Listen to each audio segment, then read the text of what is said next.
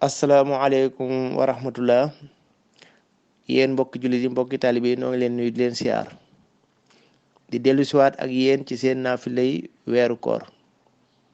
kon tey noo ngi ci guddig ñaar fukkeel gi ak ñeent nag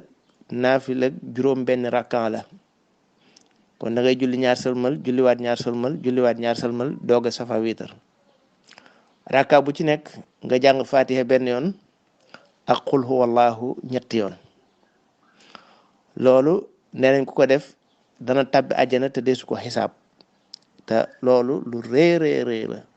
faatu rek dem àjjana tabbi fa te yàlla du la laaj dara tekkuñu fa di seet sa lu ñaaw ak loo def ak loo deful loolu lu rëy la ndax kuy dund ku ne tey ab jullit ci kaw suuf